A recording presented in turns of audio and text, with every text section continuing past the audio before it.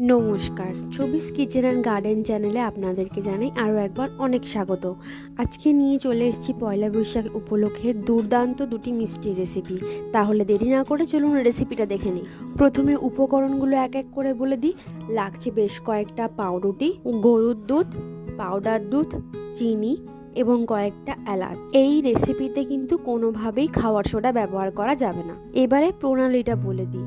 পাউরুটির ধারগুলো এইভাবে কেটে নেব, প্রত্যেকটা পাউরুটি তাই করব। সব পাউরুটির ধারগুলো কাটা হয়ে গেলে পাউরুটিগুলো একটা বাটিতে ছিঁড়ে ছিঁড়ে টুকরো টুকরো করে নেব। এক এক করে সব পাউরুটিগুলোই ছেঁড়া হয়ে গেছে। এবারে এর মধ্যে অ্যাড করব গরুর দুধ। এখন পাউরুটি ও গরুর দুধটাকে ভালো করে হাতে করে মাখিয়ে নেব। এরপর এক এক করে অ্যাড করব পাউডার দুধ ও চিনি। এবারে সব একসাথে ভালো করে মাখিয়ে নেব। মাখাতে মাখাতে এই পর্যায়ে অ্যাড করে নেব একটু ঘি। দেখতেই পাচ্ছেন একটা ডো বানিয়ে নিয়েছি। মিষ্টি বানানোর ডো বা ব্রেডের ডো যাই বলুন না কেন, সেটা কিন্তু আমাদের সম্পূর্ণ তৈরি। এবারে বানিয়ে নেব চিনির শিরা, তাই উনুনে বাটি বসিয়ে দিয়েছি আর বাটিতে দিয়ে দেবো চিনি, গোটা এলাচ আর জল। এটা এদিকে ফুটতে থাকুক, চলুন ওদিকে মিষ্টিগুলো বানিয়ে নিই। আজকে একটা ডো দিয়ে দুটো মিষ্টি বানানো দেখাবো। একটা বানাবো গোল গোল আর একটা হবে সীতাভোগের মতো দেখতে। ডো থেকে একটু একটু কেটে নিয়ে ঠিক এইভাবে মিষ্টির মতো একটা শেপ দিয়ে নেব। এই যে আমার মা যেমন হাতে করে গোল গোল করে দিচ্ছে, ঠিক সেরকমভাবে একটু শেপটা দিয়ে নিতে হবে। দেখেছেন কতগুলো বানানো হয়ে গেছে। এবারে চলে এসেছি উনুনের কাছে। কড়াইতে তেল গরম হতে বসিয়ে দিয়েছি। এবারে একটা একটা করে মিষ্টি ছাড়ার পালা। এই রেসিপিতে মেন দুটো টিপস আছে। প্রথম টিপস হলো মিষ্টিগুলো দিয়ে ডাইরেক্ট তেলে কিন্তু কড়া ভাজা যাবে না। মিষ্টিগুলো কড়াইতে দেওয়া হয়ে গেলে অনবরত কড়াইটাকে নাড়াতে থাকতে হবে। এরা গরম তেলেই ভাজা হবে।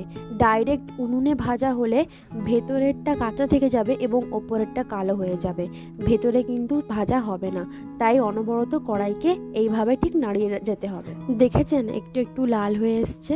এই যে আমাদের সম্পূর্ণ ভাজা কমপ্লিট। এবারে এটাকে আস্তে করে তুলে নেব। এবারে সীতাভোগের মতো যে মিষ্টিটা বলেছিলাম সেই মিষ্টিটা করে নেব। আদা ছোলার যে সিম্পল কাটারগুলো হয় সেগুলো নিয়ে নিয়েছি আর তার উপরে মন্ডটাকে ঘষতে থাকছি। তার কারণে নিচে ঝুরি হয়ে মন্ডটা বেরিয়ে আসছে আর তেলে ভাজা হতে থাকছে। এই মিষ্টি কিন্তু কোনোটাই কড়া আঁচে হবে না, হালকা আঁচে ভাজা হবে। এই যে দেখতেই পাচ্ছেন দু রকমের মিষ্টি আমাদের ভাজা হয়ে গেছে। এবারে রসে ছাড়ার পালা। এই যে চিনির শিরাও আমাদের তৈরি হয়ে গেছে। এখন বলে দিই রেসিপির দ্বিতীয় টিপসটা। চিনির শিরা কিন্তু উষ্ণ গরম থাকবে, সেই অবস্থায় মিষ্টিগুলোকে ফেলতে হবে।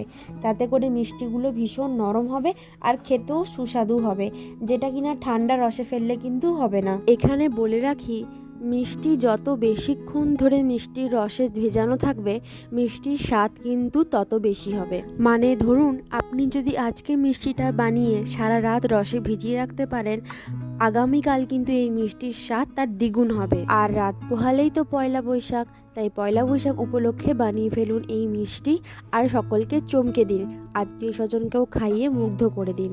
আমাদের রেসিপিটা ভালো লাগলে অবশ্যই কমেন্ট করে জানাবেন এবং নিত্য নতুন আরও রেসিপি পেতে আমার চ্যানেলটা অবশ্যই সাবস্ক্রাইব করে নেবেন। ধন্যবাদ সকলকে।